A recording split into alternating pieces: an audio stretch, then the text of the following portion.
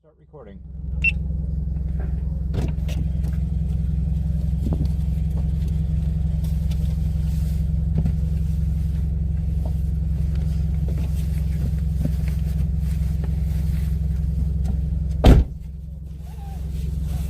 Wheels nice and up to date?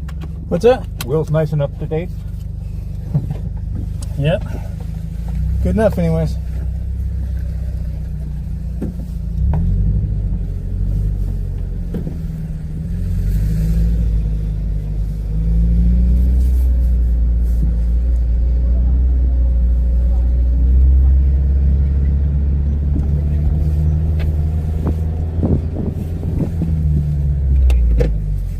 People.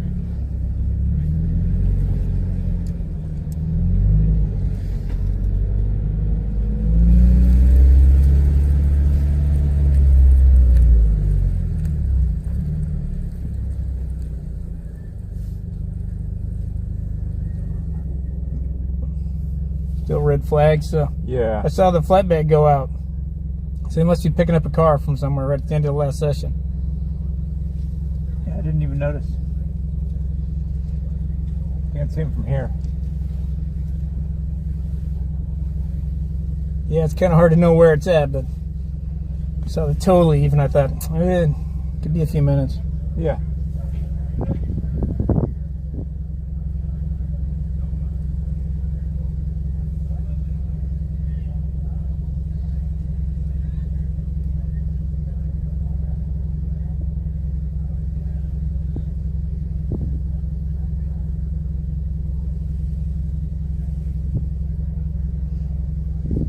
When you look in this mirror, what do you see?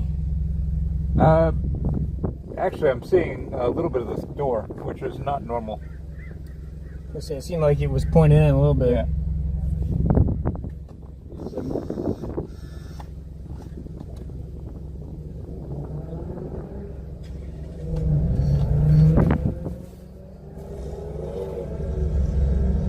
Yeah, take down the red flag, man. Thank you. You do not want that out.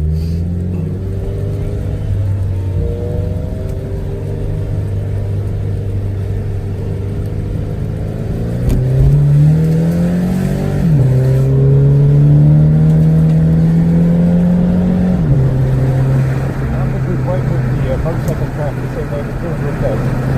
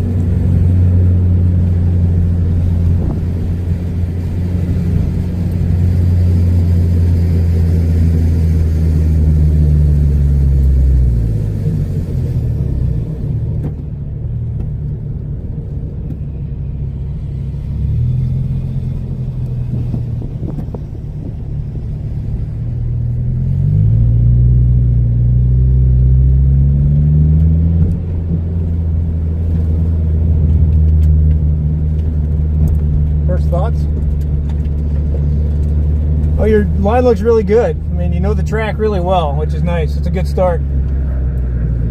I think I had a list of 7 things mentally I was trying to catalog here that I could tell you, so I'll probably forget some of them. But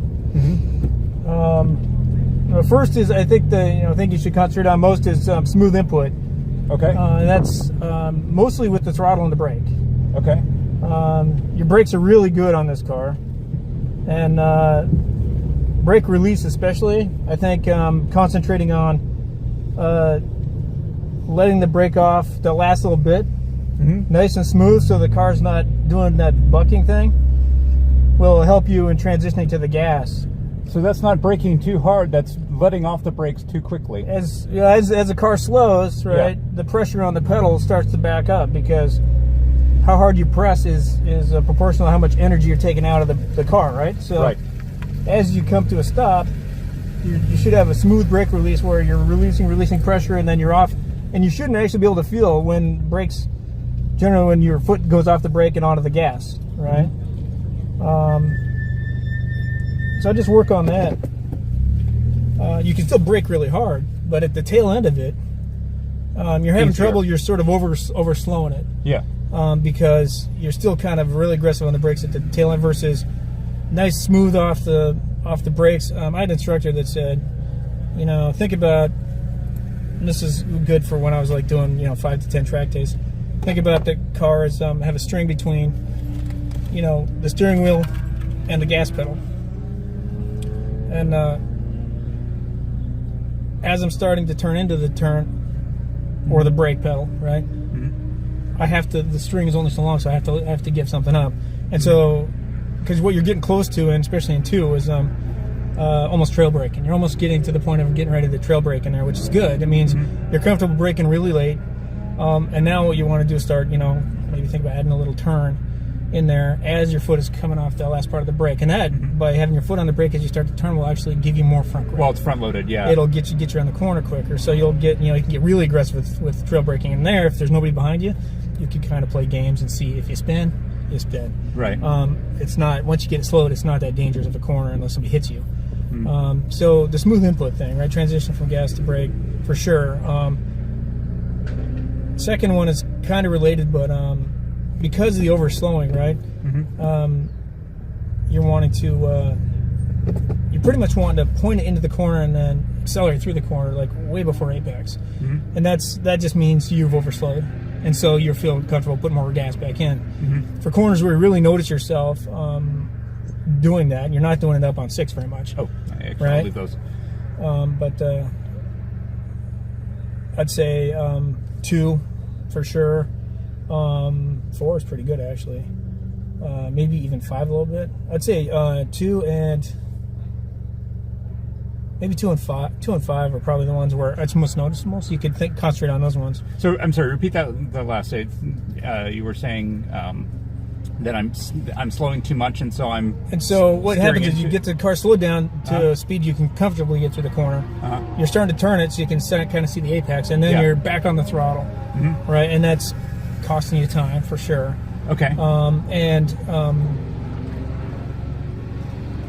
Can lead to eventually overcooking the corners, but mostly what it's a sign of, and where you really feel like I can get on the gas. Oh, I get on the gas now. Realize, okay, overslowed that one. Next time, let me try just a little bit faster. Take my foot off the brake just a little bit sooner, and try to carry the speed through, and not be trying to put my foot on the gas, or at least press down on the gas to accelerate the car. You can go back to maintenance throttle, which you should, right, to stabilize the car, but you're not really trying to roll onto the gas until you're hitting apex, right? You're coming out, and I can give it more gas. I can go to full throttle as I roll through it. And again, that's a smooth throttle input as you're coming through the apex, because the car is turning.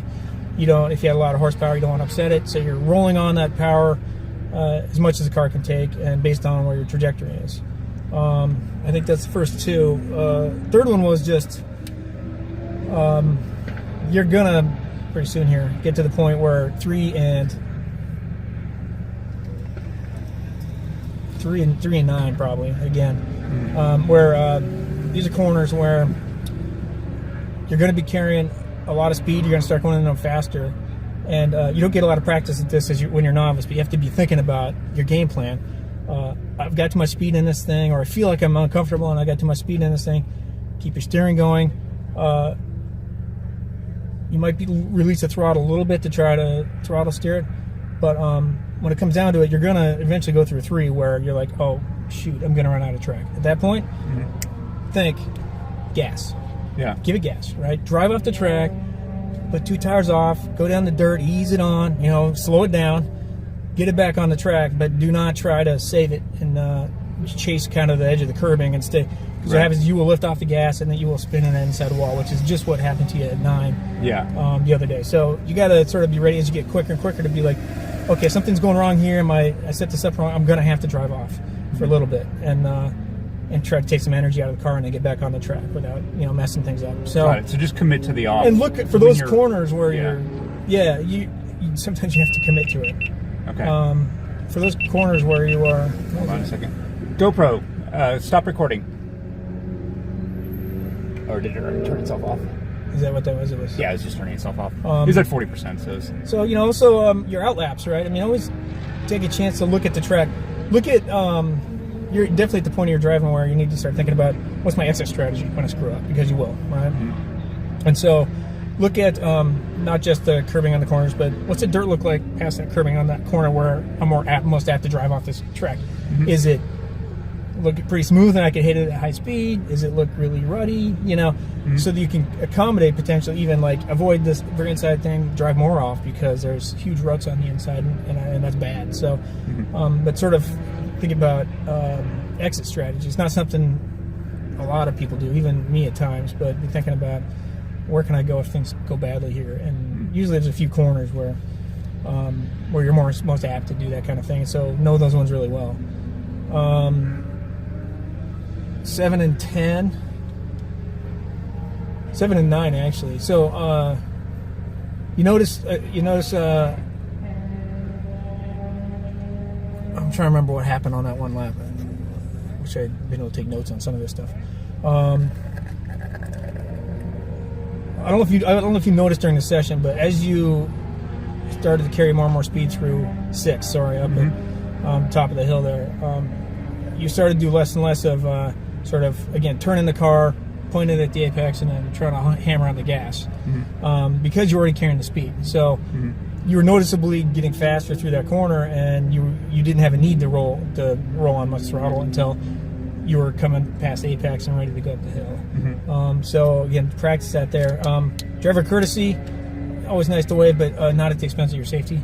Okay. You had to, tried to wave on, I think on going up to 6 that one time. We went wide. We were fine. We had enough track, so it was good. But and I would always, if you're waving at somebody for thanks for the pass, I would do it in the car, so there's no confusion about this is not a. Okay. Just wave down the middle of the car like this at them. They'll see it if they're behind you. Wait till you get around them. Just give them a quick wave like this in the car that says thanks. They're looking through your car. They'll see it. Okay. Don't worry so much about if you don't have a chance to wave because things are hot and heavy. That's okay, right? Yeah. Drive the car first and then everything else second. So, and then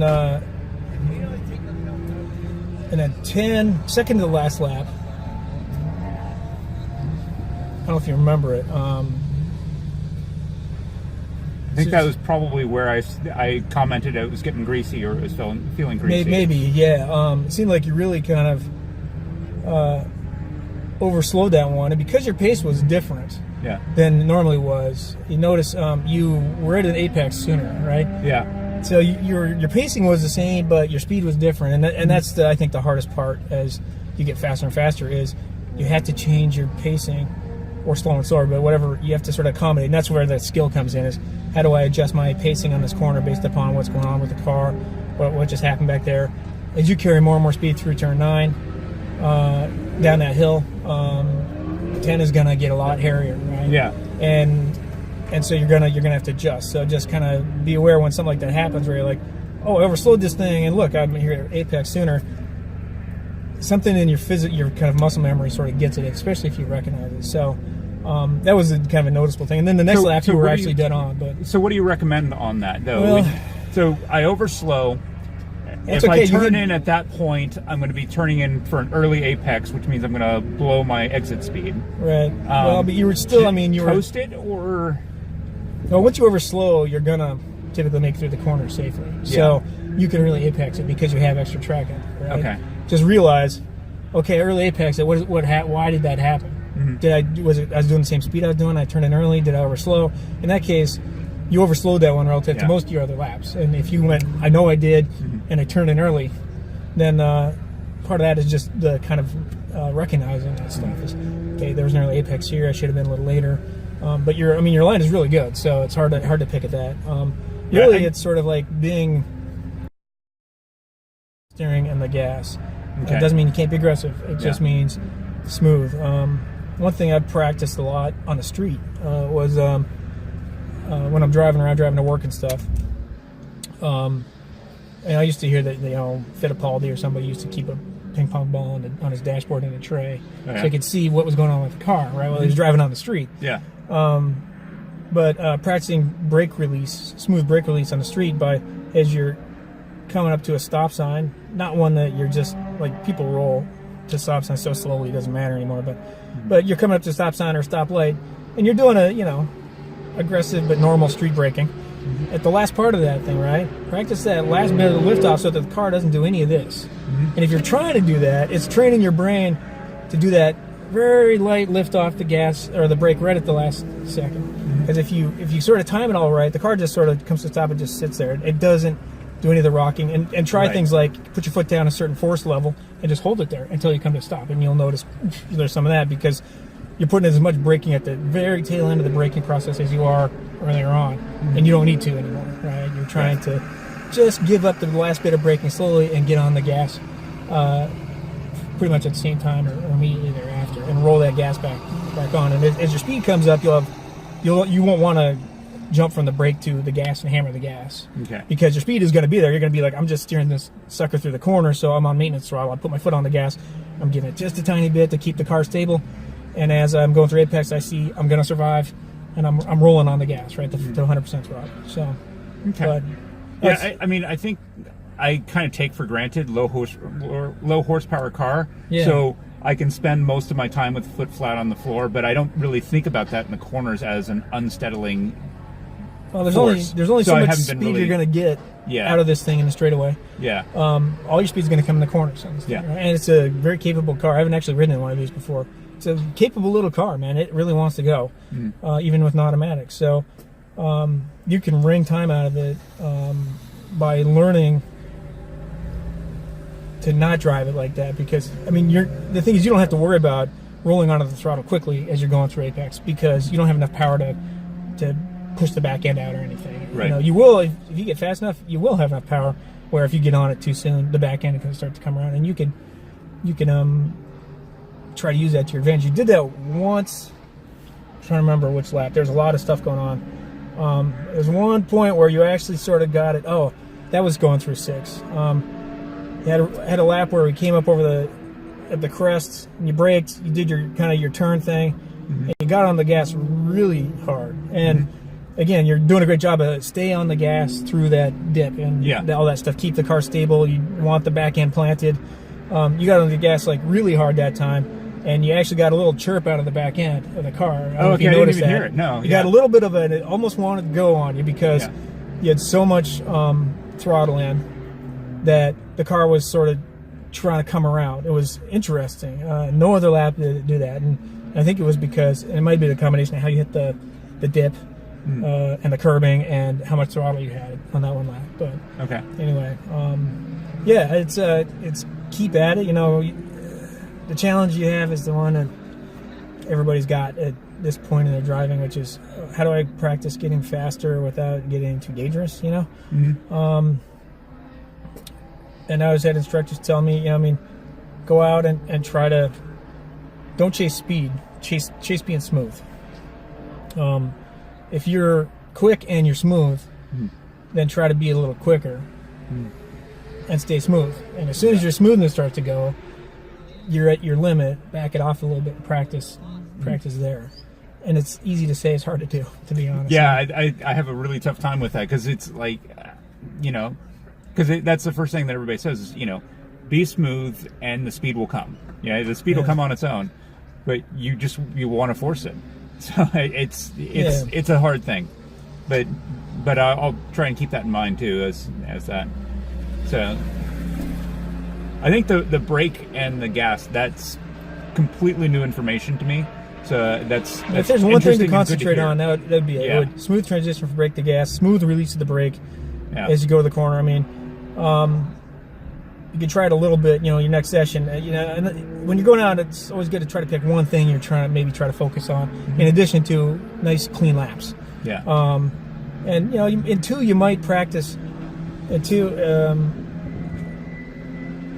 keeping your braking point at the same place, potentially trying to carry a little more speed, and by not carrying the speed by just braking really hard and then getting off the brake and turning in, but by starting to let off the brake sooner and more slowly. And don't be afraid even at the tail end too. You're just releasing the last part of the brake as you're turning in, because you got your speed is you get plenty of game to play there in terms of you got plenty of track most of the time. And that corner is just a good one. I mean, you can see everything. You feel safe there. There's plenty of space to spin out. And so it's a good one to practice a little bit of trail braking where you're maintaining your hard braking on the straight line, and then right at the tail end, you start, your foot's coming up off the brake and you're starting to turn into that corner. And hopefully you got a little more speed than you normally do at that point in time. I mean, we're talking just a mile an hour or two, but practicing that action of carrying that braking through and so, because you're going to be turning, you're going to be less.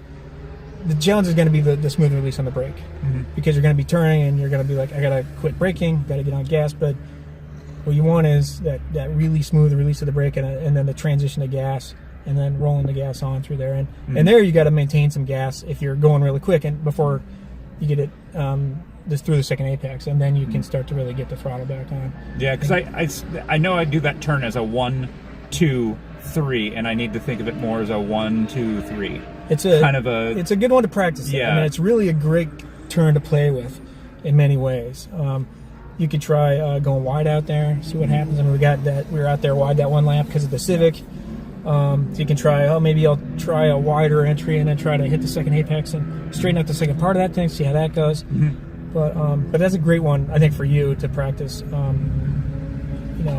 Do the first part of your braking the same as you're doing, but on the tail end of the braking, when you're feeling like, okay, just keep that front loaded as you start the turn. You don't even want to be thinking about it that much. Yeah. That's the hard part, is you don't want to be like, oh, you should be hammering on the brake. It's just think about letting off the brake sooner and slower on that turn.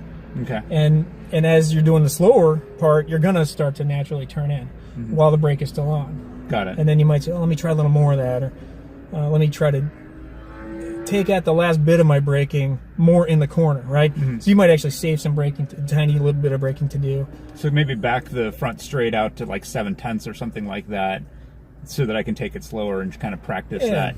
Something like that. Transition. I don't know what the huge trick is for trail braking. I mean, it's a tough one because they always teach you when you first start driving, brake in a straight line, then turn. But as you get more advanced, you really want to learn how to brake and start to turn. And again, these things are connected. The gas pedal or the brake and the steering wheel are connected.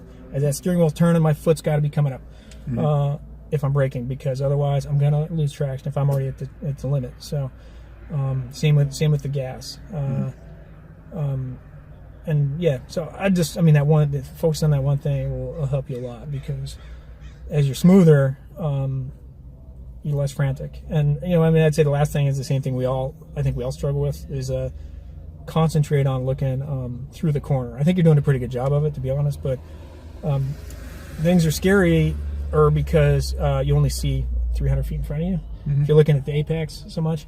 So try to imagine that line through the corner. This is where my car is going to be. Yeah, I am dead set on apexes as I'm going through the and corners. You should be as you're braking. So maybe everything you can do, you can kind of do in two. Yeah. And it's a lot to do, so maybe separate it between laps. But same thing there is two is a great one because you got such a great line of sight.